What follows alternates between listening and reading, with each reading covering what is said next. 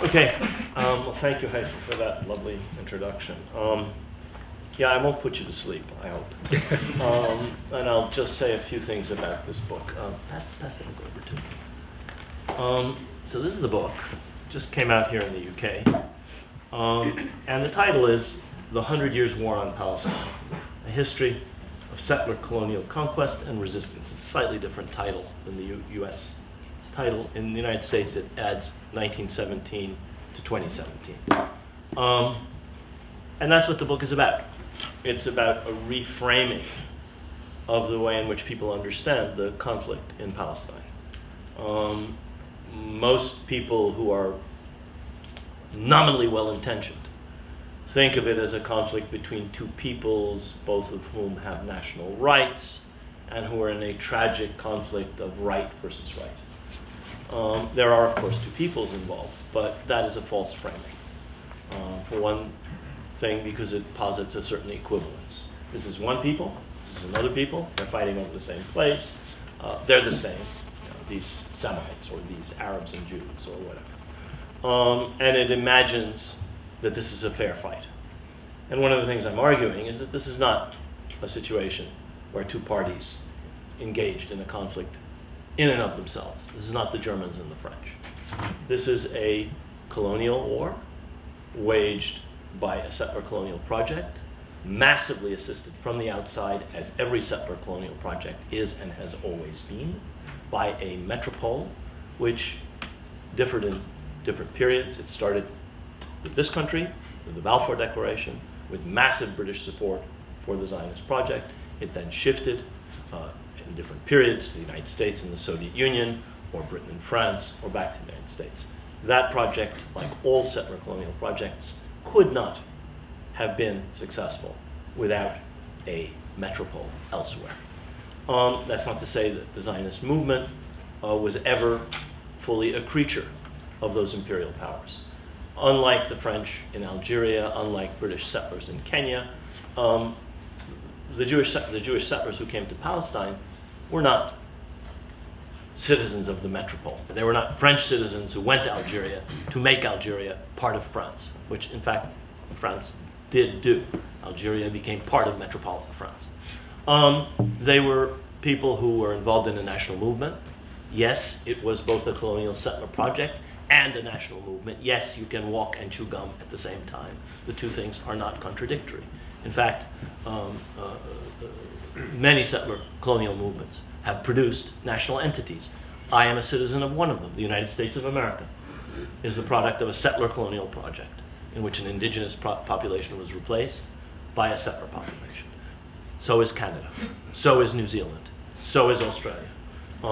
Very different, those four cases, from other settler colonial projects where the population was kept there and exploited, as in Algeria or East Africa or South Africa for that matter. All of them, however, like the Zionist project, were settler colonial projects. They brought a population from elsewhere, they implanted it among the indigenous population, and the objective was to supplant that population.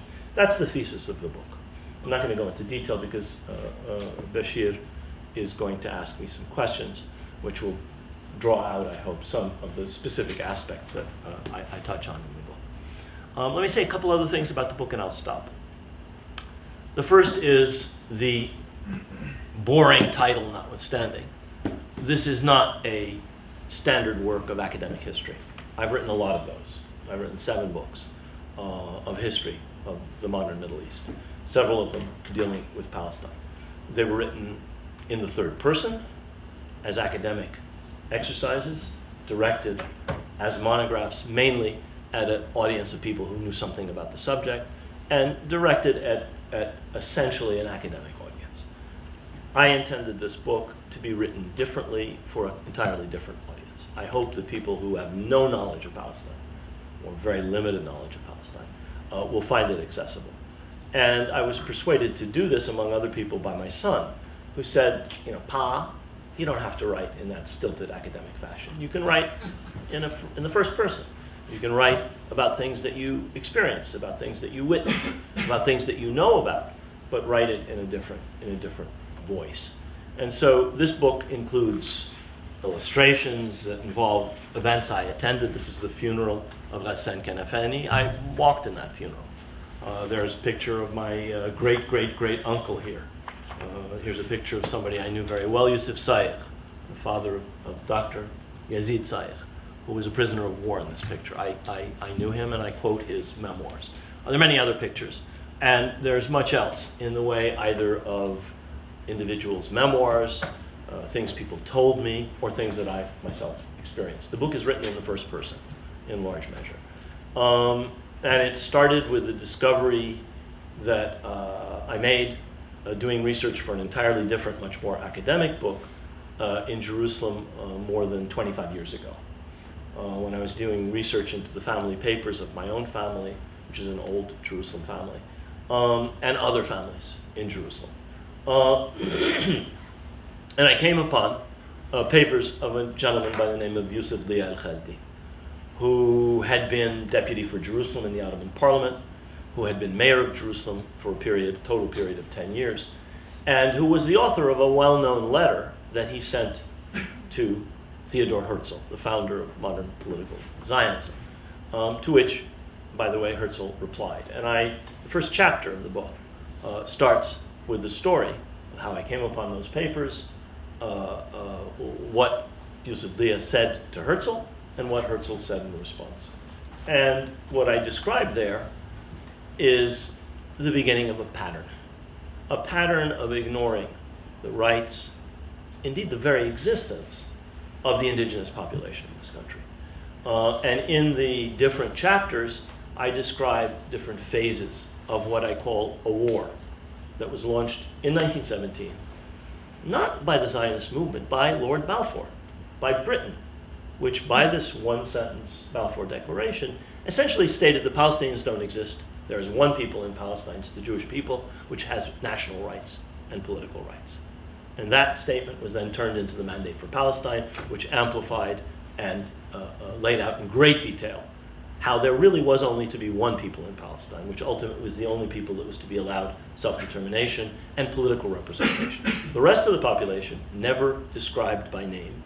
That's why we're talking about erasure. If you don't name them, they're not there. You're erasing them. This is 96%, 94%, 95% of the total population of Palestine are not mentioned in the Balfour Declaration. They're not mentioned in the Mandate for Palestine, which is the governing document under which the Palestinians were ruled from early 1920s until 1948.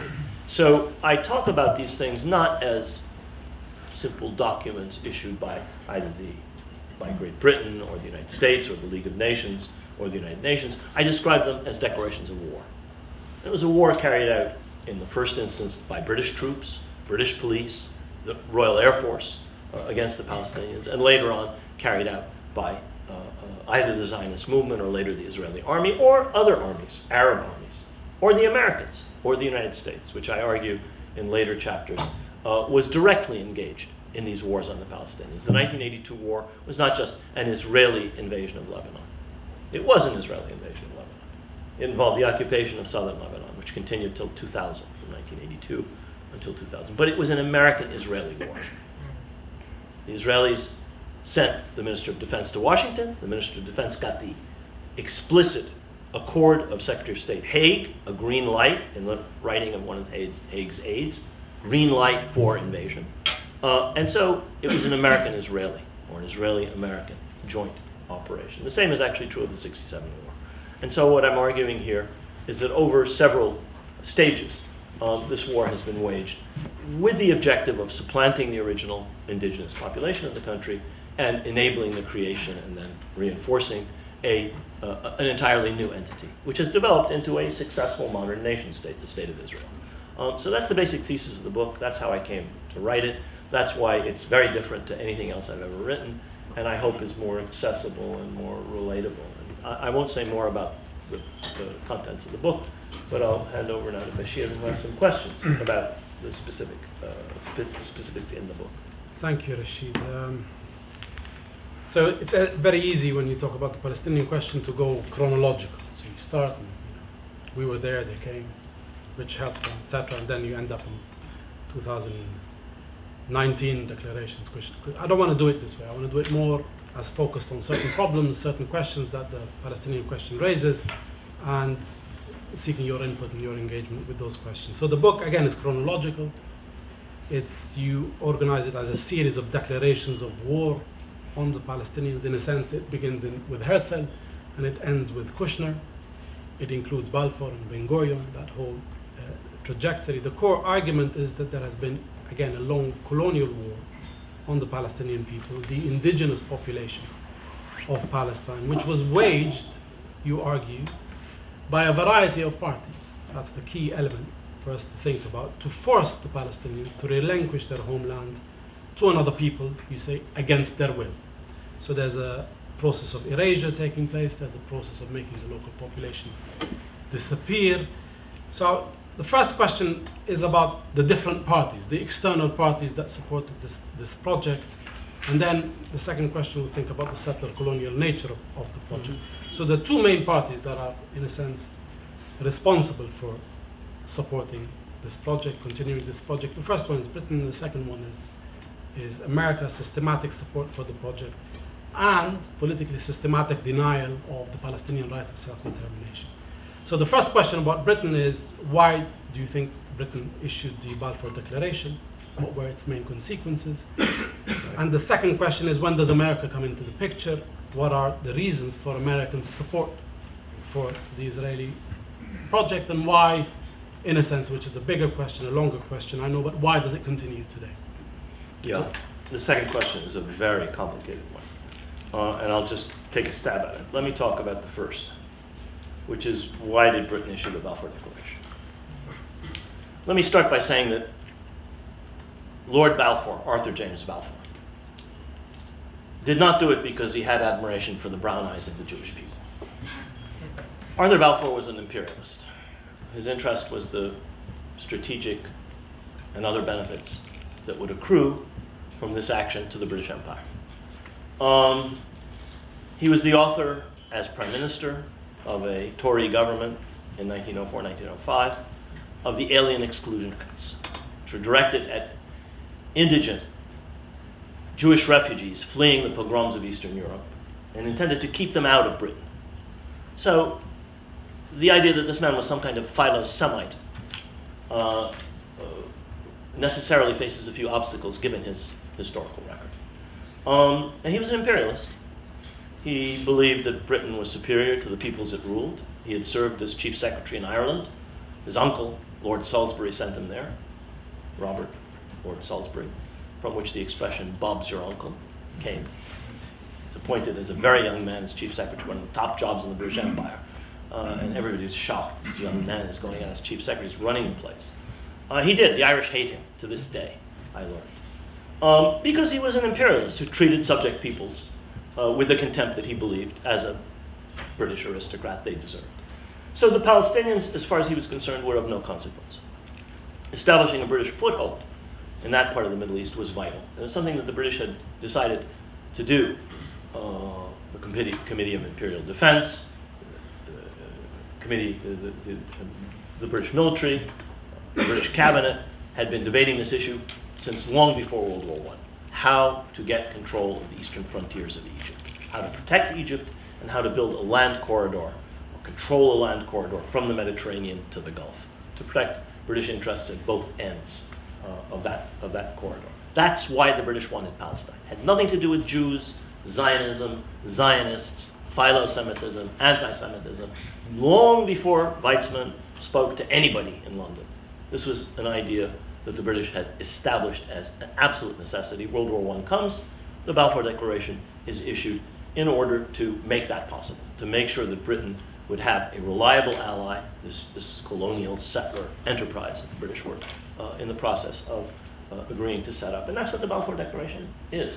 The United States government looks with favor on the establishment of a Jewish national home in Palestine, and being understood. It's one sentence, that nothing shall be done that will harm the civil and religious rights of the non-Jewish populations. That's how the Palestinians are disposed of. They don't exist, and they're not a national entity, and they're not an entity with political rights. One group is privileged, which is to say the people who are to make up this Jewish national home. They were not there at that time. There was a Jewish population, which was 6 or 7% of the population of Palestine. Most of those people were indigenous Palestinian Jews. They were people who'd been there for a very long time. Long existing communities, most of them religious. Some of them immigrants who'd arrived in the 1870s and 80s and 90s, but most of them indigenous Palestinian Jews who had no particular interest in Zionism. They were Ottoman subjects. They had been Ottoman subjects for centuries, centuries, since the Ottoman Empire arrived there in the 16th century. And the Zionist project wasn't designed to save them. The Zionist project was directed at rescuing European Jewry from the pogroms and the persecution to which it was subject. That's what was in Weizmann's mind. That was what was in Herzl's mind before him. And that was in the mind of all Zionists. It was a project to deal with a European problem. So from the Zionist perspective, it's a national movement, which is intended to reestablish, from their point of view, Jewish sovereignty in Palestine, because they look at the Bible and the history of the connection between Judaism and Jews in Palestine as the reason for this. But it is the drive of what is happening in Europe that gives Zionism its impetus and its strength, ultimately. But from the British point of view, all of this was secondary. And you can see, if you look at British documents, the contempt with which the British not only looked at the Palestinians, but also at the Jews. Recently, the secret testimonies to the Peel Commission 1937, a bunch of testimonies to a British Commission of Inquiry, were released. And when the British officials are talking to each other, their absolute contempt for both parties is apparent. They had no particular love for the Jews or the Zionists. In fact, they rather resented them. They had even less love, of course, for the Arabs. The point is, this was not done out of, as I've said, love or of Zionism per se, or for that matter, out of philo-Semitism. It was done for cold, hard, strategic reasons. Now, the second part of your question is much harder to answer. The United States is involved from a very early stage, because from President Wilson on, American politicians, for reasons that have to do with Protestant reading of the Bible, an understanding of Zionism in biblical terms, for reasons that had to do with electoral considerations in the United States, for reasons that had to do with Anglo-American competition globally, were favorable to Zionism. We're talking in the time of President Wilson, World War I, right through President Truman. The United States comes to play a pivotal role immediately after World War II, when the United States becomes one of the two superpowers. And the United States and the Soviet Union, in fact, are the architects of UN General Assembly Resolution 181 of November 29th, 1947, which is the birth certificate of the State of Israel. The partition resolution gives more than half of the country to a one-third minority of the population. It gives more than half of Palestine, country overwhelmingly inhabited by Arabs, to a minority of a little under a third. And it does so out of calculations that I would argue in both the American and the Soviet case were strategic. Just as Balfour did what he did, again, not out of any particular love for Zionism or Jews, Truman and Stalin did what they did in 1947, not out of any particular affection for the Zionist project, but rather for their own cold, hard strategic reasons. I can go into them if you want. The United States is not the major supporter of Israel at this point. Over time, Britain and France become more important again. The British get over the animus that had developed between them and the Zionist movement at the very end of the mandate, and Britain and France support Israel in the 1956 war against Egypt, which is another case of these imperial powers seeing Israel as a useful tool to serve their strategic interests. The French had their own reasons for wanting to overthrow the Egyptian regime. The British, Anthony Eden, Sir Anthony Eden, had his own reasons for wanting to overthrow the Egyptian regime and restore their neo-colonial position in Egypt, which had been harmed by the new Egyptian nationalist regime. The United States comes back in a big way in the mid-1960s. I could talk about why and how, but the United States becomes the major sponsor of Israel really from 1967 onwards. The 1967 war could not have been fought without American assurances. The same kind of green light that Secretary Haig gives to Israel in 1982, Secretary of Defense Robert McNamara and President Johnson give to Israel in the immediate run-up to the 1967 war. And even though the Israelis win that war with mainly British and French equipment, Israel had already developed its nuclear weapons with French assistance. They fight that war with British and French warplanes and British and French tanks. By that time, their external sponsor, the metropole to which this project is attached, has become the United States, and it has been attached to the United States in that way ever since, with the relationship, in fact, growing closer and closer over time. Say one more thing about the United States, which is that one of the important things about the Zionist movement, which I tried to mention, and about the State of Israel since 1948, is that they were never tools of anybody else. They were an independent movement, which had multiple bases in different places. They needed a great power patron. Herzl understood that. He shopped the Zionist movement all over Europe. He went to see the Kaiser, he went to see the French, he went to see the Ottoman Sultan. He wasn't successful. Chaim Weizmann in 1917 was successful with the British. Ben Gurion and others were successful later on with the Americans and with the Soviets. But it was a movement which was never a tool of any of these powers, even if they instrumentalized and used it. It itself had its own independent base in Jewish communities the world over, and in money that it raised, especially in the United States, in order to make this project successful. If you look at the capital inflows to Palestine, which an Israeli historian by the name of Zev Sternhell has done, they were as large, or in some periods larger, than the entire GDP of the Jewish economy of Palestine. They were getting enormous volumes of capital for land purchase, for the building of infrastructure, for the development of industry, to keep people at work, such that you have the highest growth rate of any economy in the Mandate years, this separate, segregated Jewish economy of Palestine, which grows larger than the Arab economy by the mid-1930s. So the majority of the population has a smaller economy than this minority. This is due to money coming from abroad, primarily. It comes from many places. It comes from Europe, but mainly it comes from the United States. So I think this is, when you say what's the role of the United States has multiple roles. It has a role as a sponsor at different times of this project, but it also has a role as one of the many bases of the Zionist movement, and later the State of Israel abroad, in terms of its funding. I could say more, but let me stop there. So the second question is, you think about the history of Palestine, you think if there's one event that captures the nature of the political Zionist project in Palestine, it's 1948. You mentioned the partition of Palestine in 1947. 1948 is the Nakba. I mean, the challenges for a non-specialist audience. What kind of war was it in the context of colonialism? What kind of war was 1948? Right. Well, one of the many, Edward Said once said that long before they won any battles on the ground, the Zionist movement and later Israel won the discursive battle, the battle of public relations, the battle of framing this conflict. One of the great discursive victories is to turn the 1948 war into an Arab-Israeli war, i.e. a war between the nascent, tiny, beleaguered state of Israel and a collection of monstrous Arab states with humongous armies, which were bent on the extinction of this tiny, new entity. What does that conceal? What it conceals is the fact that before the British leave Palestine, Britain is still the mandatory power, even after the partition resolution is passed in November 1947, until May 15th, 1948. The State of Israel is established on May 14th, 1948.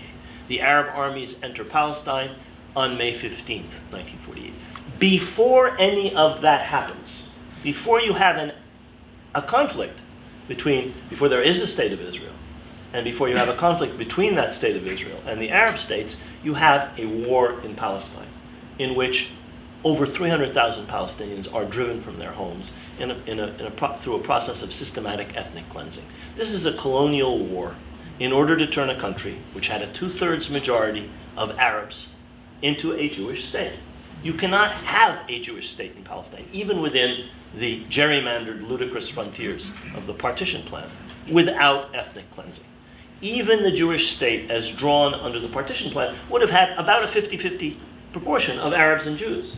Every area in which there was a Jewish population concentration is included in the Jewish state drawn up under the partition plan. But even with that gerrymandering, about half of the population would have been Arab. You can't create a Jewish state in Herzl's vision and in the vision of Zionists, which was, we don't want to go someplace and be another minority. The whole problem was that we were a minority in the galut, in exile, in Russia or in Poland or wherever our ancestors came from. We have to create a Jewish majority state. This is Herzl's plan. This is what Zionism is all about. And in order to do that, in other words, in order to turn the country into it, you have to get rid of the Arabs. And that's what this first phase of the 1948 war, before May 15, is all about. And this is part of what the rest of the war, after the Arab armies enter and are systematically defeated by a much larger, better armed, and much more strongly supported by outside powers, new Israeli army. It's not entirely new. One of the great myths about 1948, which Simcha Flapan and many other Israeli authors have dismantled, is that the Israelis were beleaguered and outnumbered and outgunned. They weren't. And their army wasn't all that new, in the sense that from the 1930s, from the time of the Great Arab Revolt against the British in 1936, 37, 38, 39, the British were training tens of thousands of members of Zionist militias to fight with them against the Arabs. So the backbone of what becomes the Israel Defense Forces, the Israeli army, is created first by the British in fighting the Palestinians in the late 30s, and secondly, through the creation of a Jewish brigade in the British army. Many Palestinian Arabs enlisted in the British army in World War II. They were not put into a Palestinian or Arab brigade. They were then scattered at the end of the war. The Jewish brigade becomes, again, part of this backbone of a military which handily defeats in detail the different Arab armies that enter Palestine. So what is happening is the last phase of a colonial war, which is then followed by an interstate war between the Arab countries that enter Palestine and the new army of the new state of Israel. So one question is, why didn't Israel occupy all of Palestine in 48? Well, there's a couple of reasons. One is that it just didn't have the capabilities. The Jordanian army in particular was an even better army than the Israeli army in the sense of the quality. It was much smaller, but it was British officered by people who had spent all of World War II developing extraordinary combat experience. The commander of the so-called Arab Legion was a British general. All the senior brigade commanders were British. Most of the senior officers were British. It was British equipped, British armed, British trained, British paid, and basically British controlled. So the Israeli army was fighting an army which actually had a lot of combat experience. The Arab Legion had fought in Syria, it had fought in Iraq, it had fought in different parts of the Western Desert in World War II. So a trained, combat-hardened, small Arab army under British officers, all of whom were World War II veterans, was able to stand up to the Israeli army. Why? Because they were on high ground. That's why the West Bank is all mountainous and most of Israel is flat. Where the ground was flat, the Arab armies couldn't possibly hold their own. Where the ground was mountainous, certainly the Jordanian army, the Arab Legion, managed to retain part of the area that was allocated to the Arab state under partition. There's a sub-story to this. I don't know if I should go into this. But one of the myths is that 7 Arab armies invaded Israel. Well, let's start by saying there was no Yemeni army and there was no Saudi army. They didn't have an army in the modern sense, so they weren't even there. Lebanese army never crosses the frontier, so we're down to 4. The Egyptian, the Jordanian, the Iraqi, and the Syrian. Syrian army is, I could talk about the Syrian army, they barely are able to cross the border and they're stopped. And they never do anything else, so that's over. The only serious armies in the field were the Jordanian army that I've already talked about, and its Iraqi allies who fight under Jordanian command, and the Egyptian army. And basically Israel had to fight on two fronts. They had to fight the Egyptians, and they had to fight the Jordanians. The Jordanians and the Iraqis under Jordanian command were under an injunction from their British masters. The Jordanian prime minister comes to London and is told in no uncertain terms, you will not cross the frontiers allocated to the Jewish state under partition. We will not allow it, and in fact, they didn't have to tell them. They just could have told Glub Pasha, the British commander of the Jordanian army, you won't do that. And whatever the king might have said, he had no control over his army. And in fact, the Jordanians willingly accepted that injunction. So the Jordanian and Iraqi armies never invade Israel. In fact, they barely are able to defend territory that was allocated to the Arab state under partition. Partition would have given Israel over 55% of the territory of Palestine. around 40% would have gone to the Arab state, and there would have been a large corpus separatum internationalized around Jerusalem. At the end of the war, Israel controlled 78% of former mandatory Palestine. So they basically took a very large part of what was to be the Arab state under partition during the war. So in 67 they complete Right. the conquest, they complete the 67, occupations. they don't have this material limitation, and they also don't have great powers leaning on them and saying, that's enough. Okay, you've taken much more than you were supposed to have. You might want to stop now, which happens in 48. So in 6 days, they go from 78% of Palestine, all of Palestine, Plus Sinai and the Golan Heights, right? Golan. In a sense, a regional empire. Right? That kind Small one, but yeah. A small one. So the question, so you lay that history out very well in the book, and you go into the details of that conflict, 67, its effect on the Arab world as well. But I want to think about the Palestinians, the effect on the Palestinians. What you see as the main effects of 1967 on the Palestinians? Well, it has several effects. I talk about this in the book. One of the effects is that the entirety of historic Palestine is now under Israeli control, which has been the case since 1967. You have one sovereignty, one state, one military power, one security system between the Mediterranean and the Jordan River. That has been the situation since 1967, and Israel has worked systematically to make sure that reality is implanted. So one effect is that all of the Palestinians living in what used to be mandatory Palestine are now under Israeli control. Others have been forced to flee, they live elsewhere, but the Palestinians inside Palestine, whether Israeli citizens in the areas that are Israel since 48, or Palestinians in the Gaza Strip, or East Jerusalem, or the West Bank, are now all under Israeli control. Obviously that changes the dynamic. The second thing that it does is that it galvanizes Palestinian nationalism. One of the things I chart in this book is the rise, or the resurgence, I would say, of Palestinian nationalism in the wake of 1948. 1948 is a terrible blow to the Palestinians. Obviously, that's why we call it a Nakba, catastrophe, the disaster, because it shredded Palestinian society. It was a war of politicide, but it was also a war involving ethnic cleansing. And as I say in the book, every Palestinian family, directly or indirectly, was affected by it. I was born after the 48 war, or actually at the end of the 48 war. But I wasn't born in Palestine. Why was I not born in Palestine? Because my father, who'd been in Palestine in 1947, went back to New York to finish his graduate work, and he and my mother were planning to go back to Palestine. They couldn't go back. My grandfather's house was occupied. We lost it, and he had no place to go back to. So I was born in New York as a result. Every Palestinian family has similar stories, whether the generation that actually experienced the Nakba, or the generation that was born afterwards, or the generation of people who were born, the grandchildren of the people who actually were affected by this directly. So this was the effect of another shock, 67. Finally, as I began to say, the 67 war was a huge boost to Palestinian nationalism. Why? Because first of all, the national movement had begun to revive in the 50s and 60s, but it had to compete with Arab governments which claimed the mantle of supporting the Palestine cause, but in most cases were actually interested in their own interests as governments, as states.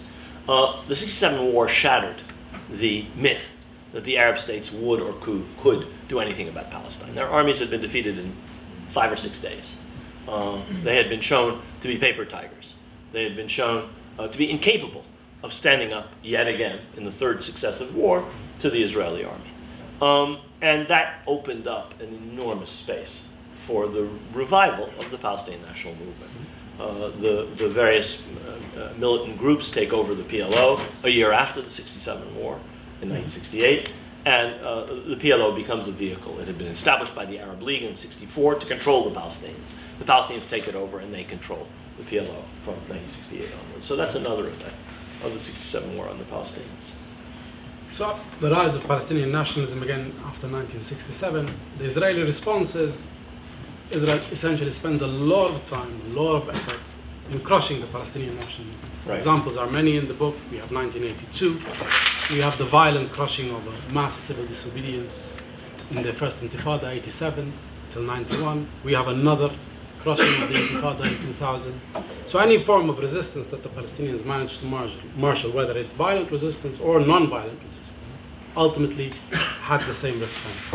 So the question is essentially about Israel.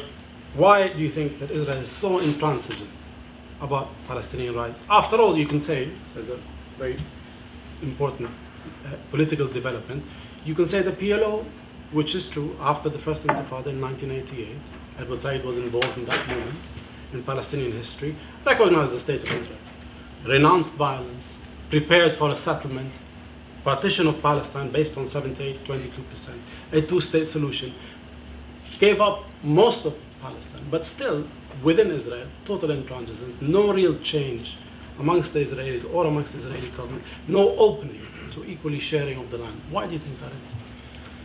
Well, first of all, we're talking about Israeli governments. There were Israelis and there were Zionists before 1948 and afterwards.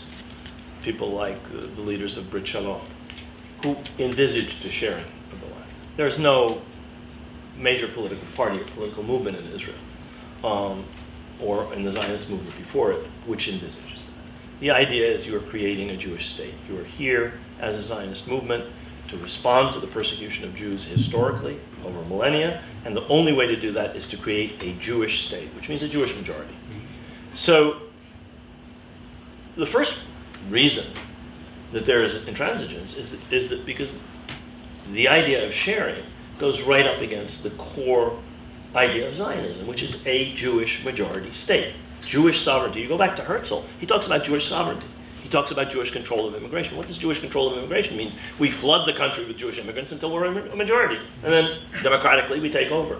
The British statesmen who envisaged and later supported the Balfour Declaration, Lloyd George, Balfour, and Winston Churchill, meet Chaim Weizmann at dinner in London one day, and they tell him, the reason we didn't allow for representative government under the mandate is we want to let you guys become a majority.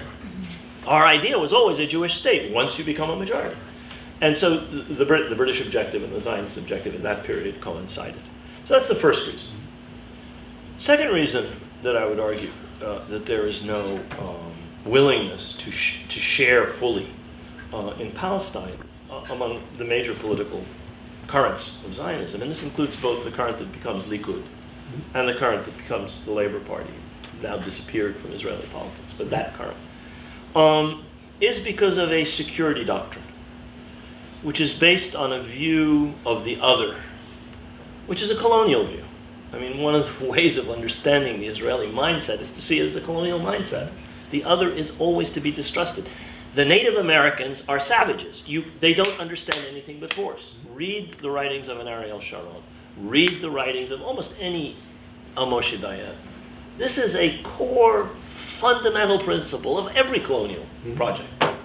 And by that I mean imperial colonial projects like the British or the French, or one which is tied to a national movement like the Zionists. And this is true not only of the Menachem Begins and Yitzhak Shamir's and Benjamin Netanyahu's of this world. This is true of Yitzhak Rabin. Read his last speech in 1995, shortly before he's assassinated. It argues for not allowing the Palestinians to have sovereignty, not allowing the Palestinians to have security control. Israel must maintain security control. What's security control? It means you control the police. You control the civil register. He has a son, the Israelis register that son. If they choose not to register that son, he has to leave Palestine. It means control of the borders. It means control of the airspace. It means control of the land. It means control of underground resources, water, gas, oil. It means control of the airspace. And this is something that's constant in the thinking of the Zionist movement, out of not just a colonial mindset, but insecurities, fear of persecution that go back long before Israel and Zionism, and that have then been translated into a security doctrine, which essentially allows no space for equality. Not an equal sovereignty or a shared sovereignty, not equal control of security or shared control of security. And that's a feature, by the way, of everything that has been done from Balfour to Kushner. If you read the Kushner plan, it says exactly what I'm saying. I call it the Kushner plan, it's the Trump plan, but the man, sorry, the man to whom it was dictated by his mentors, his Israeli mentors, was Jared Kushner. It talks about complete, eternal, permanent Israeli control of security, i.e. occupation unto, the day of the apocalypse. It talks about Israeli control of land. It talks about Israeli control of water. It talks about all of these things that I just mentioned. It talks about annexation. It talks about a border on the Jordan River, and so on and so forth. These are lasting features of this doctrine, to which there has been opposition in Israel. But at times it was stronger, at times it was more feeble. But it was never represented in a political leadership that was able to challenge this orthodoxy. Olmert just recently gave a very interesting interview, and he comes very close. But security control, no. Complete sovereignty, no. There's really one sovereign, which means there's one state. And this is laid down now in constitutional form, in a basic law that was passed in July of 2018, the nation-state law, which says that in Eretz Israel, the land of Israel, there is only room for one sovereign. There's only one people that has the right to exercise self-determination. So this used to be something that was, I would say, veiled. This determination for absolute domination. The veil has now been removed. The nation-state law says we are the only people in this land. Only we have national rights. The rest of you are here on sufferance. And you can read statements by members of Knesset. You can read statements by cabinet ministers. You can read statements by leaders in which all of this is amplified. But the nation-state law speaks for itself. And that's what it says. And that's now part of the Israeli constitution. That's not just the opinion of this or that political party. So my last question, I don't want to exhaust you, I know Haifa has it. I know you don't get exhausted, I know that. So you've been involved... Some things exist, but not this kind. So you've been involved in the peace negotiations in Madrid, Washington, and maybe the audience would like to ask you about this issue, the whole question of the peace process, which is written about a lot. You write in the book that you see Oslo in terms of an ongoing war on the Palestinians rather than a form of peacemaking, unequal peacemaking, etc. So there's room to ask about this question. I want to focus my last question about something else, which I think in part motivated your focus on war, and in part it motivates my thinking about war, which is the wars on Gaza. Right. In the last chapter. The last chapter. So, and it's a blunt question to try to push you to think about this issue.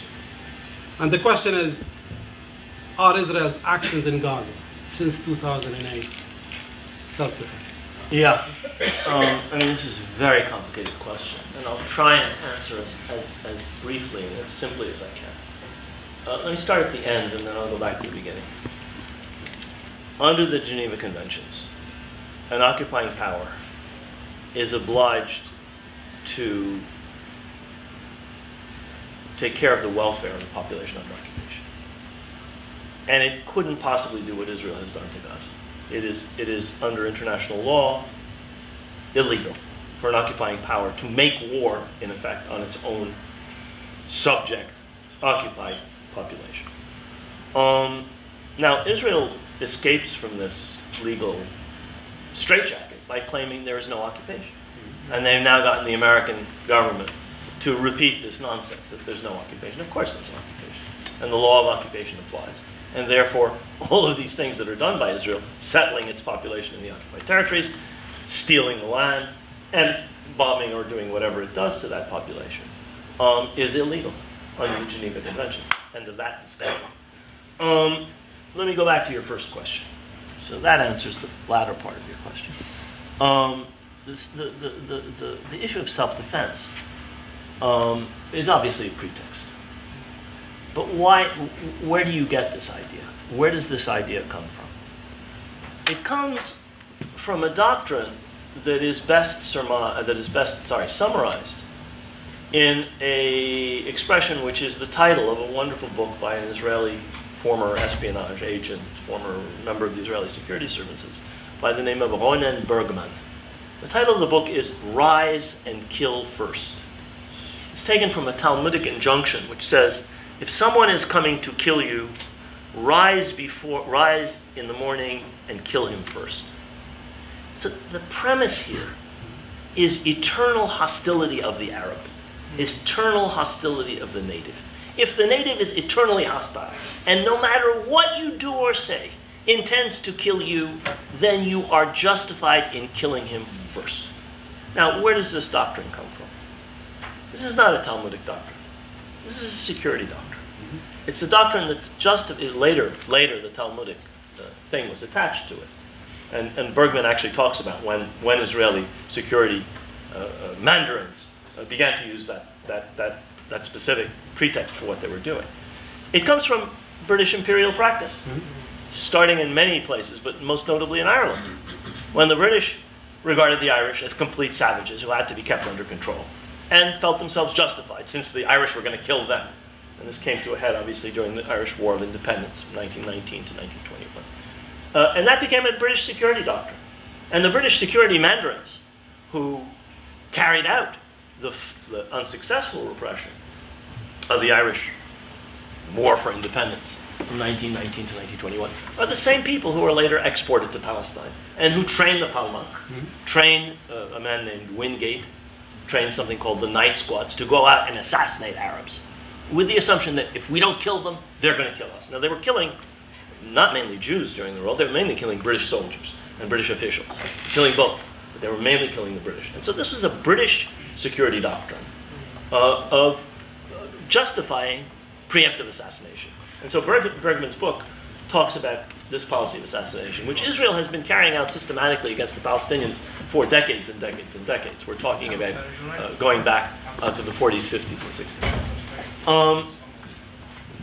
So I think that's the first reason that explains this approach to Gaza. Gaza is seen as a snake pit from which harm will come to Israel if Gaza is not dealt with in a certain particularly harsh way. There's a second element to it, which is, again, a discursive element. And it has to do with the treatment of what is called Palestinian terrorism. I lived in Beirut from the late 60s through 1983. And I very closely watched and was somewhat involved in Palestinian politics, all during that period.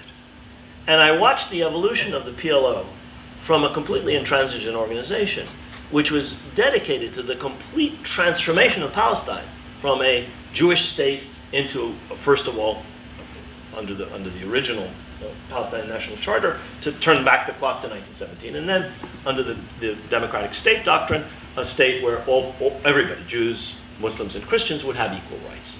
But that was a revisionist, radical program. I watched the transformation of the PLO from a movement that espoused that radical program to a movement that accepted the idea of partition of Palestine, accepted Jewish nationhood in Palestine alongside a Palestinian state. That's something that started in the early 70s and was culminated, as you said, in 1988.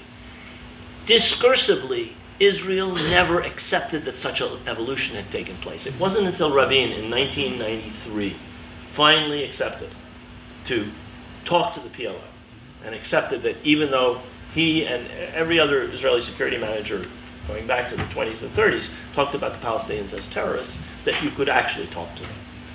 But this is a doctrine which argues that they never have changed. Their real objective is always to eliminate us, which was why there was always a focus on the Palestinian National Charter, which is why there's a focus on the Hamas Charter. Nobody paid attention discursively. In other words, Israelis tried to make sure that we didn't pay attention to what the Palestinians were actually, how the Palestinians were actually changing. And similarly, they didn't pay attention to how Hamas actually changed. Hamas changed from an organization which intended, at its foundation in 1987, to completely extirpate Israel, to an organization whose founder argued for a 100-year truce with Israel. What was Israel's response to Sheikh Ahmed Yassin's proposal of a 100 years truce? He was a wheelchair-bound paraplegic. It was to liquidate him. What was their response to other Hamas leaders who put forward the same? It was to kill them. I mentioned the names of a few of these people in the book.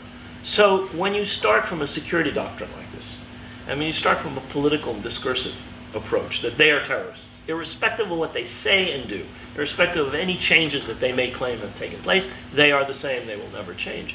Then I think you understand how when Hamas fires a rocket, in situations which actually deserve a lot more attention than they get. Why did they fire it? What happened before that? What provocation might there have been? And someone is injured or someone is killed on the Israeli side, you have incredibly disproportionate responses. In 2014, 8 Israeli civilians are killed in total. Eight civilians are killed. I think one is a Thai agricultural worker, one is a Palestinian citizen of Israel, the other 6 are Israeli Jewish citizens. Over 2,000 people are killed in response. I don't understand how that can be described as self-defense. First of all, under the laws of war, that meets the description of something that's disproportionate, and which therefore is a war crime. Now, obviously, that would have to be adjudicated by a court. I'm not a lawyer. I'm not adjudicating. But on the surface, that disproportionality, which is one of the key elements in the laws of war, would seem to be present. 8 people, 2,000-something people. 8 civilians, 1,500 or 2,000 civilians. 500 children, as you mentioned, in 2014. So I think that the argument for self-defense falls apart on 3 or 4 grounds. Mm-hmm. So I'm done here.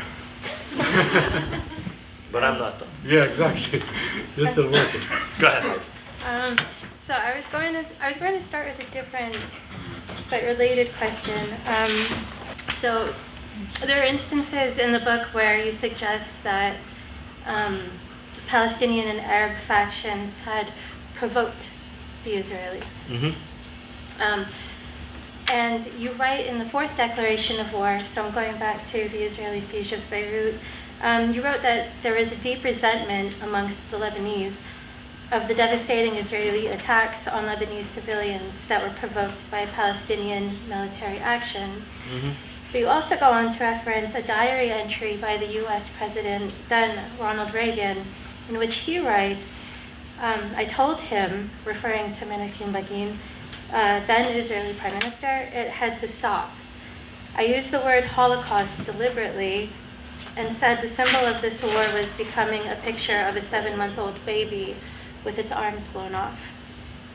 And so I'm wondering that, within the landscape of a settler colonial project, is provocation sufficient justification for the often gruesome asymmetrical warfare? Well, there are 2 questions there.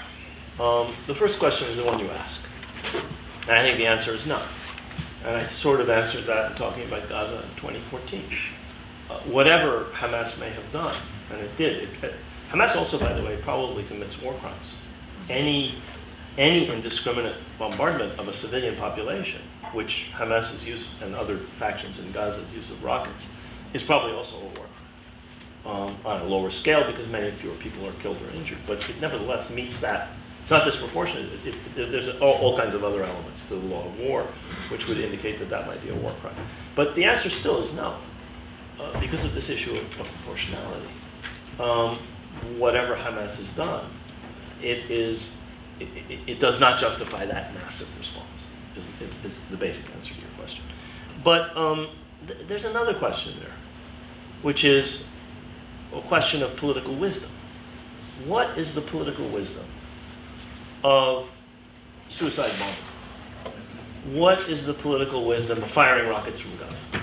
You fire rockets from Gaza arguing that you're resisting. And that's the argument that Islamic Jihad, the PFLP, and Hamas make. Well, first of all,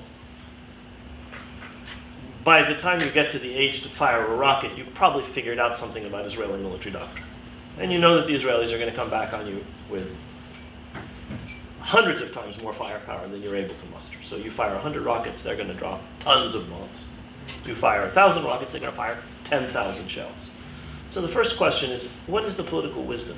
What are you doing here? And this is a question that was asked first perhaps by Iqbal Ahmed, a Pakistani American intellectual who had been a colleague of Frantz Fanon in Algeria, member of the FLN, the Front de Libération Nationale, the Algerian National Liberation Movement, and who was no pacifist. And he believed in armed struggle, he believed in people's war, and he was brought to Lebanon, partly by Edward actually, to talk a little sense into the PLO leadership. And he went down to South Lebanon and he said, this is completely idiotic what you're trying to do. He wasn't talking in terms of provocation. He was talking in terms of what is your political logic here? What are you trying to achieve? Does this make sense? Can you actually launch a war of people's liberation from this territory in this way against this state? And he started by saying that, and then he said something else. Now, Iqbal lived in New York City, so he had a enormous sensitivity to American Jewish and Israeli mindsets. And he said, against this entity, with this leadership and this mentality, you are pushing them to the right. Your use of armed struggle in this way is extremely unwise. Now, this report was received very unenthusiastically by the PLO. Yeah, I believe it was the late 70s when he went to Beirut and told them this. But I think that's the other question here. Provocation is not the point. The question is, what is the right tactic against this project being carried out in this way by this political entity with this political and security doctrine and with this mindset that is not only an Israeli mindset. It's a mindset that goes back and senses victimhood even when Israel is a nuclear superpower which has bombed 7 Arab capitals, all of which are scared to death in Israel, and which towers over the Middle East like a colossus. With no power, Turkey and Iran are the only 2 powers in the Middle East. The Arab countries are as nothing as compared to the might of Israel. And yet has not only a victim, but a David against Goliath mentality. We are victims. We've always been victims. And even when we kill 2,000 people, we're still the victims. And so Iqbal was arguing politics. He wasn't arguing morality or right or wrong or provocation or even international law. He's saying you have to figure out an approach that handles and deals with this. And he wasn't saying talk to them and, psychologically deal with their trauma. He was saying, how do you change the dynamic on the ground? In Algeria, terrorism was effective because in the metropole, the French population got sick and tired of the war.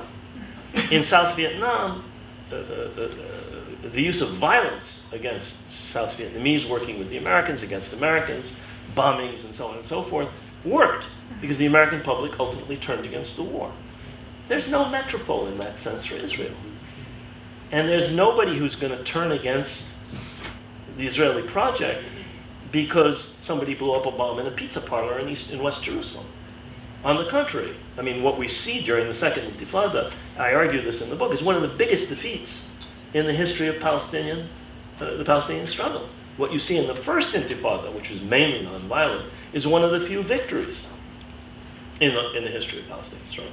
Which is not to say I'm an apostle only of nonviolence. I mean, national movements have used both. The Irish national movement used both. There were people who argued for boycott, who argued for political means, and there were people who argued for force. And they're both perfectly respectable arguments, and they both worked at different times. In the Indian national movement, there were people who argued, as did Gandhi, for nonviolence, and for boycott, and for other means against the British, electoral means and others. And there were people like Bose who argued for killing them, fighting them, armed struggle. And in fact, he ends up fighting the British army in Burma, alongside an army that he helps to recruit alongside the Japanese. So I'm not saying violence is illegitimate or legitimate here or there. I would argue it has to be within the rules of the laws of war. And that's one of the problems with indiscriminate violence. You blow up people in a pizza parlor, or you fire rockets into a civilian area, and you are committing what is potentially a war crime. It's not at the same level as the war crimes when you kill 2,000 or more Gazan civilians, but it is still a war crime. I'm talking about political effectiveness. And this, to my way of thinking, is something that I talk about at some length in the latter parts of the book. And I think you put your finger on something that's really important. And it's a matter of political wisdom. We now know much more, for example, about the 1967 war. We're now not talking about the Palestinians, who did also, by the way, provoke Israel with small-scale attacks that had an effect on the Israelis. I'm talking about the Egyptians. And you can go into what the Egyptian regime did in the lead up to the 67 war, which is clearly not just a provocation, but they cross a line and provide Israel with the casus belli, which Israel has clearly laid out from 1956. If you do X, Y, and Z, we consider this an act of war, and we're going to do something about it. And the Egyptians go blindly ahead, and they carry out what is undoubtedly not just a provocation, but gives the Israelis a perfect pretext for the preemptive war that they then launch and occupy Sinai, the Golan, and the rest of Palestine. Within their sovereign territory, within Sinai. Yeah. Well, yeah, exactly. But Israel has laid out that it's a casus belli. So the question is wisdom, not legality. I mean, legality would have argued that pulling the UN observers from the Egyptian side of the frontier, which is the only side that they were stationed on, could have been countered by stationing observers on the Israeli side. Israel wouldn't accept that. And that would have been equal and proportional. But after the 56 war, Israel said, no, they have to be on the Egyptian side. And that's why when Abdel Nasser asked for them to be... I'm sorry, we're going into details that probably none of you care about. I apologize. Should we open up? Yeah, let's open up. My first question is really around the Oslo negotiation process. In several parts, you describe how the PLO negotiators were not really very competent and able to actually understand not only the legality, but the political mindset of the Israelis. So they were talking a different language, so to speak. The question is, very simply, those people who were negotiating on the Palestinian side and who understood what was going on, why didn't they make more noise and let it be known? In effect, why didn't this escalate to a point where it could have, perhaps in a certain scenario, stopped the disaster that was about to happen? Okay. Can I ask that? Of course. You have one, maybe you can come back to another. Maybe you can come back to another question later. That's a very good question.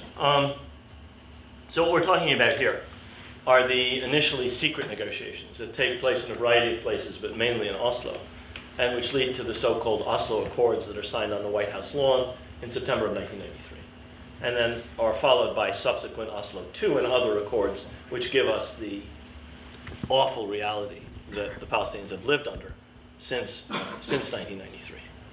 And the question was mainly about why did the PLO accept such a deal, and how could these negotiators have done such a terrible job? Well, let me give you a little bit of background.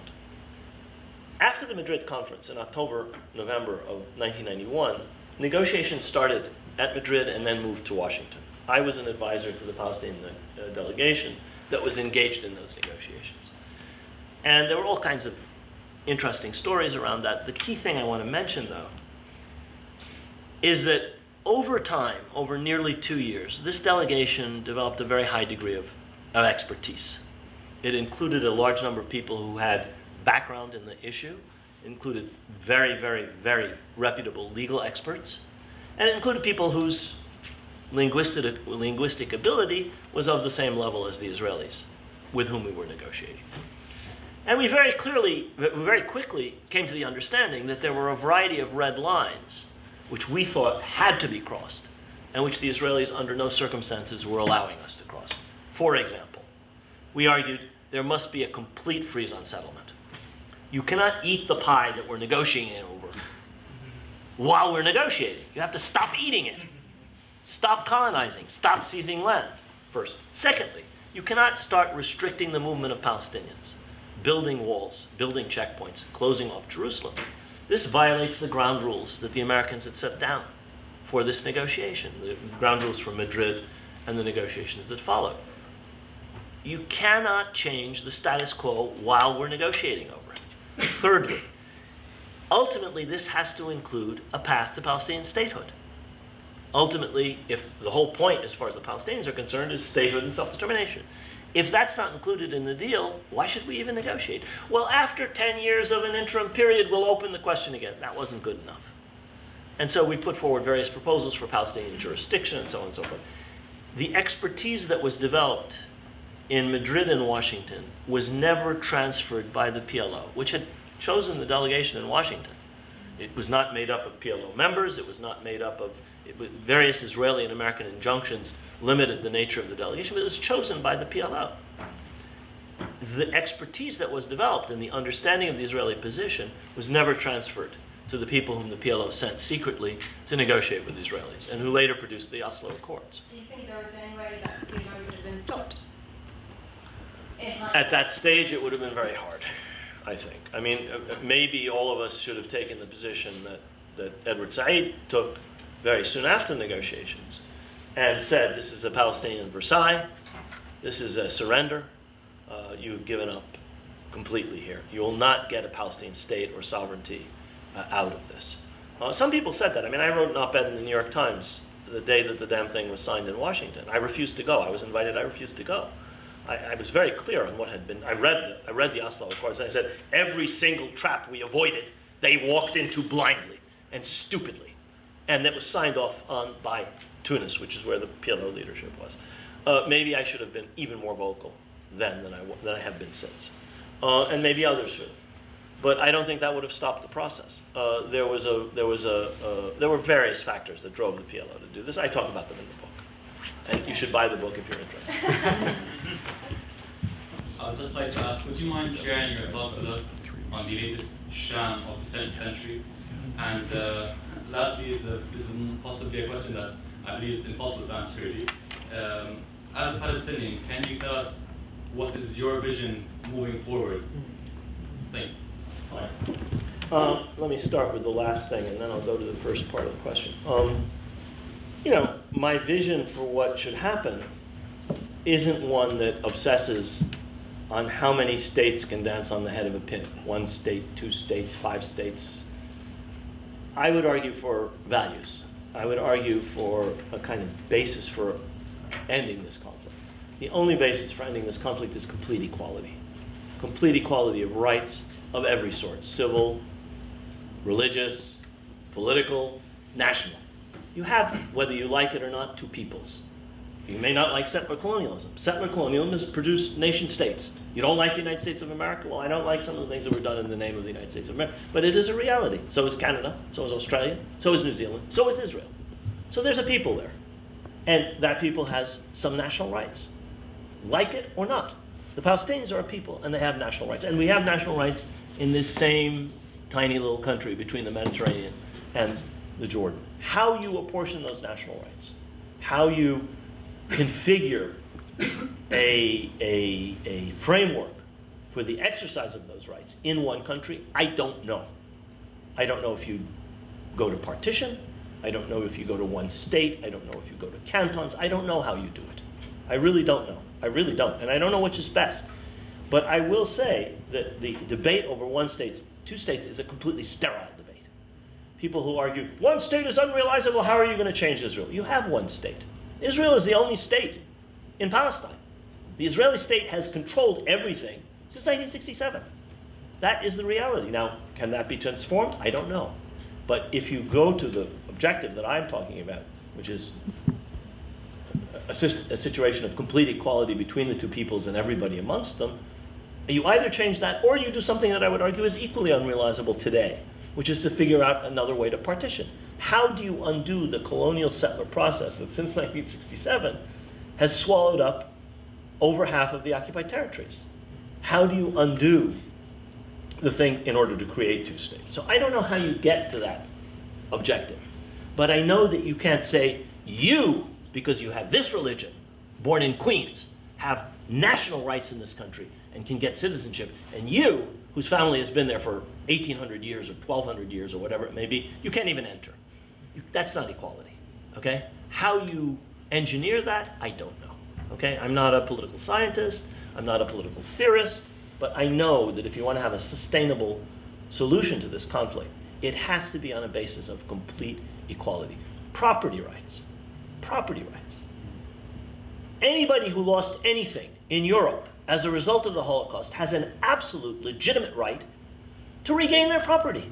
That's correct, it's just, it's moral, it's ethical, it's the only way to proceed, whether it's a work of art or whether it's a bank account or whether it's a piece of property. Now, most of those people don't want to go back to the places where their ancestors were incinerated, of course, but they have an absolute right to their property. Why is that not true of Palestinians?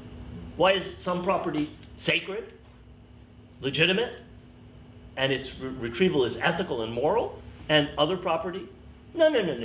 You don't even read the Trump plan. You don't even get compensation, which is, by the way, under international law,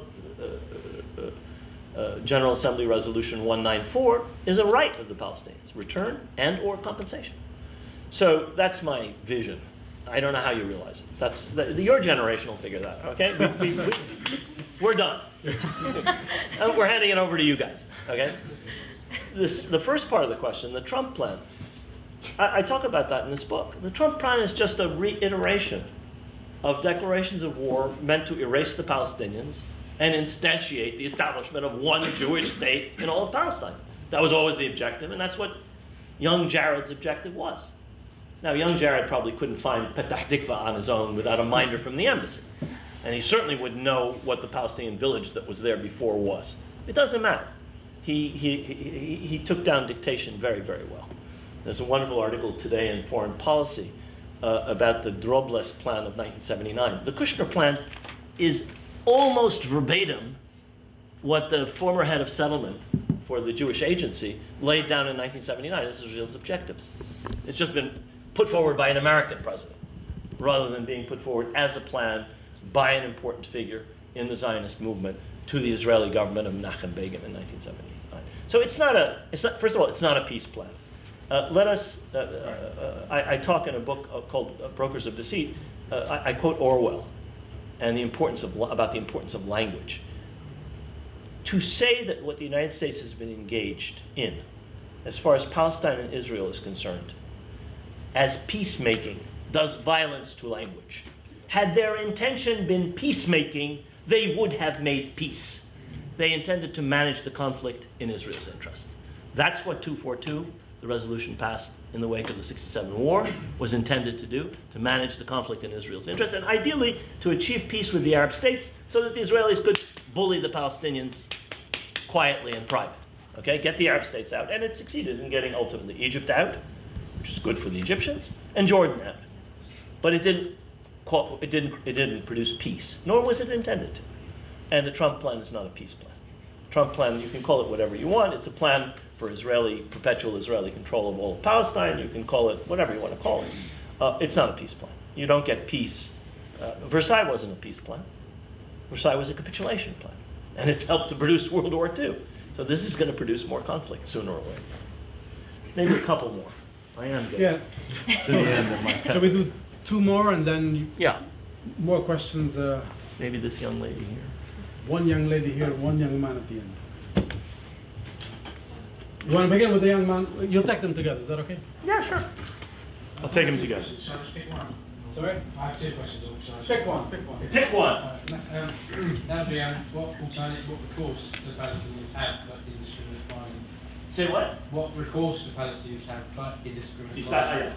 Because why else would Israel, why would they feel the need to capitulate, to borrow a phrase, you can't negotiate with the tiger with your head in its mouth? Yeah. Far right in Israel, I should say. Okay, got it. The other question, someone else. You want to get this? Okay. So Wait, she's bringing you a microphone. Nobody will hear you. I won't hear you.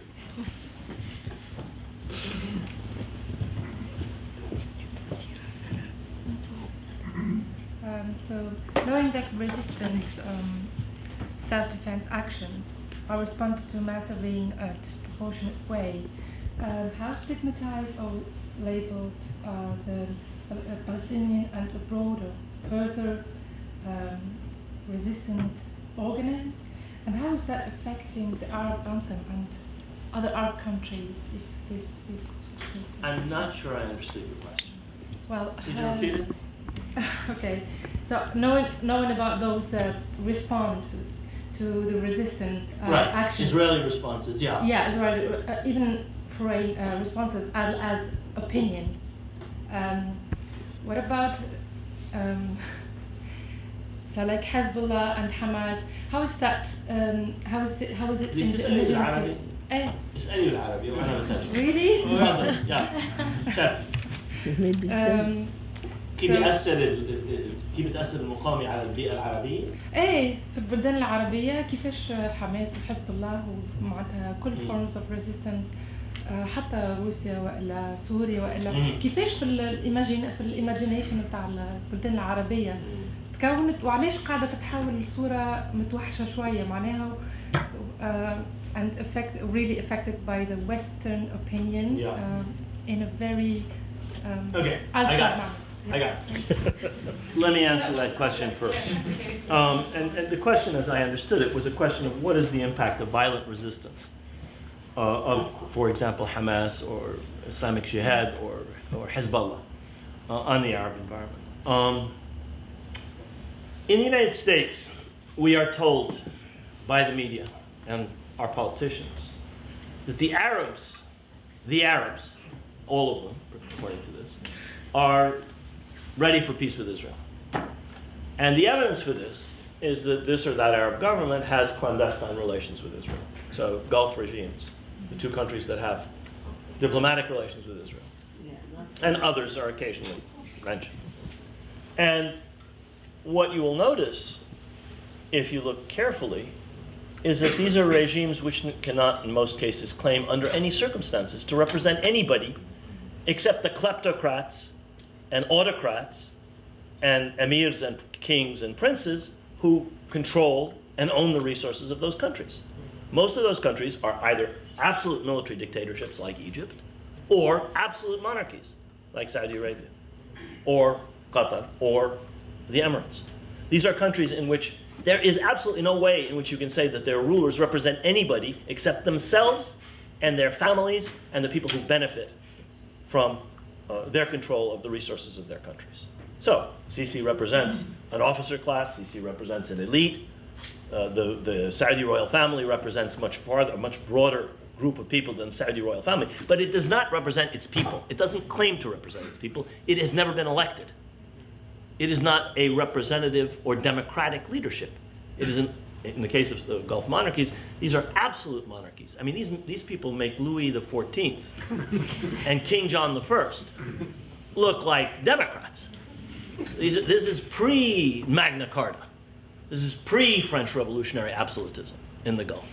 They have power and control over resources that absolute monarchs of Europe could only dream of.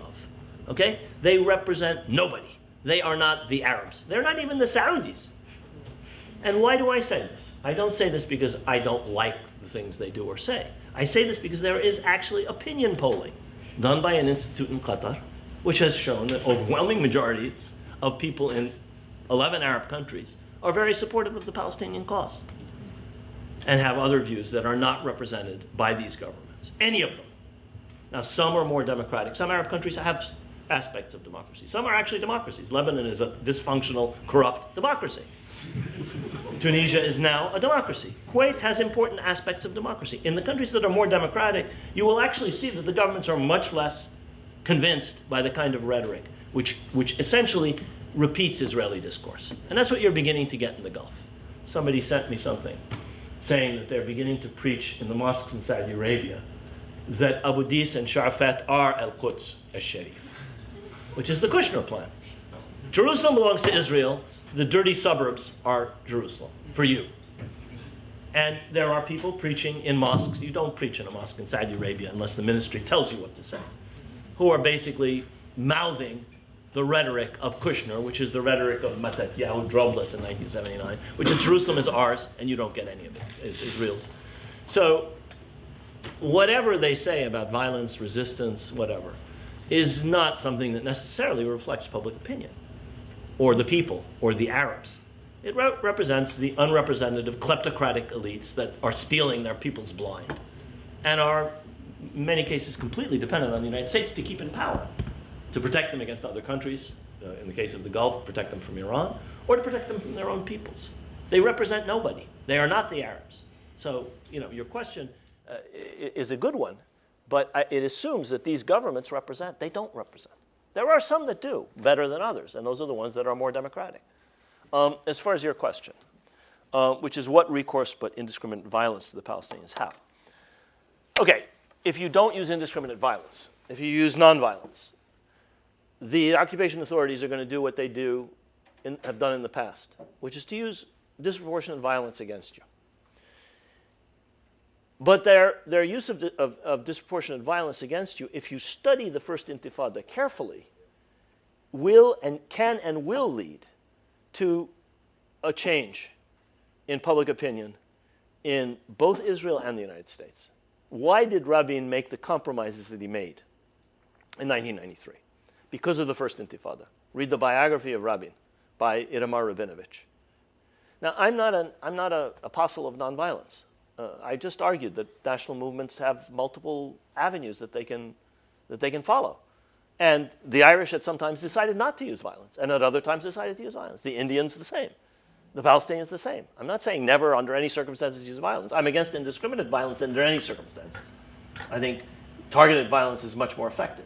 But it has to be mediated by a little bit of political intelligence. Will this serve a political purpose? If it doesn't, it's simply revenge. It's simply emotional. It's simply a response to the violence of the stronger, which will provoke in the case of Israel, certainly, provoke a stronger response, which in turn will increase the suffering of your people and increase their desire to Until, as happened in the Second Intifada, when indiscriminate violence against Israeli civilians was employed, people get fed up. I was spending a lot of time in Palestine in those days. And public opinion turned from support of suicide bombing against, because the people realized this is not only getting us nowhere, this is taking us backwards. This is taking us to a position worse than we were in 2000 when the Second Intifada started, worse than we were in when the Oslo Accords were signed. A greater degree of Israeli control over Palestine than obtained when this process began. Now, there's a reason why it began, and I can understand why it began. I can understand some of the reasons that drive people to do it. I'm talking about, does it make political sense? I mean, ultimately, this is political. This is not, I want vengeance, or if this is immoral and they're more immoral. That has nothing to do with it. It's a political calculus. And, I mean, to give them credit, if you look at the way the Irish operated from the beginning of British colonialism in Ireland, 800 years ago, until they achieved the independence of the Free State and then ultimately got independence of the Republic of Ireland, you see a remarkable degree of political sophistication insofar as the use of violent and nonviolent tactics. The same is actually true of the Indian national movement. And I actually think the Palestinian case is harder than any other, except possibly the Irish case. I mean, we haven't gone, they had an 800 years war, okay? Go around Ireland and you see little towers where the British settlers and the British landlords would hide out when the peasants came after them. They're 500, 600 years old. That's an 800-year war. And in the Second Intifada, when indiscriminate violence against Israeli civilians was employed, people get fed up. I was spending a lot of time in Palestine in those days. And public opinion turned from support of suicide bombing against, because the people realized this is not only getting us nowhere, this is taking us backwards. This is taking us to a position worse than we were in 2000 when the Second Intifada started, worse than we were in when the Oslo Accords were signed. A greater degree of Israeli control over Palestine than obtained when this process began. Now, there's a reason why it began, and I can understand why it began. I can understand some of the reasons that drive people to do it. I'm talking about, does it make political sense? I mean, ultimately, this is political. This is not, I want vengeance, or if this is immoral and they're more immoral. That has nothing to do with it. It's a political calculus. And, I mean, to give them credit, if you look at the way the Irish operated from the beginning of British colonialism in Ireland, 800 years ago, until they achieved the independence of the Free State and then ultimately got independence of the Republic of Ireland, you see a remarkable degree of political sophistication insofar as the use of violent and nonviolent tactics. The same is actually true of the Indian national movement. And I actually think the Palestinian case is harder than any other, except possibly the Irish case. I mean, we haven't gone, they had an 800 years war, okay? Go around Ireland and you see little towers where the British settlers and the British landlords would hide out when the peasants came after them. They're 500, 600 years old. That's an 800-year war. And it took them 800 years to finish. It took the South Africans hundreds of years. So this is a long-term issue. I think it'll be solved maybe quicker than some people may think, because I think there are changes taking place in this country and in Europe, and especially in the United States, which ultimately are the metropole of this project. It cannot succeed without that external support. Now, you may not see it here in this country, but we see it in the United States. The American Jewish community is divided right down the middle over the issue of Israel in ways that were inconceivable before the 40s. Before the 40s, there wasn't the same kind of support for Zionism as there came to be with the Holocaust and the Nazis. That changed people's mindset in the United States, the Jewish community and Americans generally. And that is changing again. That changes, and something fundamental changes for Israel. There are things it can do only because it has a blank check from Europe. Whatever European governments say, whatever they say about the plan, when Israel annexes, if they don't sanction Israel, it's going to have no effect. If they do, it will have an effect. And we're nowhere near that in the United States, certainly. Our political class is very pro-Israel. The institutions that dominate the community, the Jewish community, are right-wing. But public opinion, especially among younger people, is changing very rapidly. And you just need to look at the base of the Democratic Party. The majority party, which under one of the most unsympathetic candidates in American history, got 3 million more votes than the incumbent president. Clinton got almost 3 million more votes. That's the majority party. The Democratic Party controls the House only just barely. But if you count the votes for Democrats and the votes for Republicans, the Democrats have a huge majority, popular majority in the United States. We have an 18th century slaveholders constitution, which enables a minority to control the country. It's not fully democratic. But the majority in the United States is the Democratic Party. And that is shifting at the base. The leadership hasn't changed. I mean, Nancy Pelosi and Charles Schumer and Barack Obama and the Clintons are, they're back in the Stone Ages where Israel and Palestine are concerned. But the base has changed in a substantial and significant way. Those kinds of changes mean that maybe, it may take a generation, it may take more. The conditions that enabled Israel to get away with some of the things it's getting away with now might not be present. But that requires work. It requires dealing with this absurd argument that anybody who argues for Palestinian rights is an anti-Semite, or anybody who has a political critique of Israeli practices is an anti-Semite. I mean, this is the desperation of scoundrels who cannot meet an argument and have to shut it down. That's what they're trying to do in the United States with laws that prevent you from boycotting. It's really, really quite easy to argue against.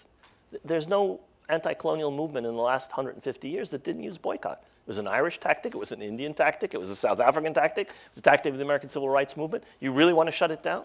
We have a First Amendment, you can't do that. And that will not pass constitutional muster. They will be defeated in state after state. The 18 states have already passed these absurd laws to gag anybody who tries to say certain things. Ultimately, that struggle will be won. It will be harder here maybe, it may be harder in Germany, it may be harder in France, but ultimately, you cannot gag people. You cannot say, you can't talk because you're an anti-Semite. Now, there are anti-Semites, and they should be dealt with as that's fine. But that everybody who argues for Palestinian rights is an anti-Semite? That everybody who critiques Zionism, including Jews, are anti-Semites? It's absurd. It's an attempt to shut down a debate that they cannot win. They don't want criticism of the policies of the State of Israel. They don't want criticisms of the behavior of Israel towards the Palestinians. And that's the long and the short of it. And that's actually not that hard an argument to make. It means you have to develop expertise. I mean, it's something that I tell to people in Palestine societies here, and I tell to movements like the Students for Justice in Palestine. You can't win an argument if you don't know the facts. You can't win an argument unless you know what the other side is arguing intimately, which means a certain degree of knowledge of the case. And that's developing. I mean, I've seen students say things that are not so smart in the United States, and I've seen them get smarter and smarter. They say exactly the same thing in every university to shut down discourse. It's a single message. The Ministry of Strategic Affairs in Israel is one of the cores of it. But there are major institutions in Europe and major institutions in the United States engaged in things like lawfare, using law to shut down Palestinian advocacy.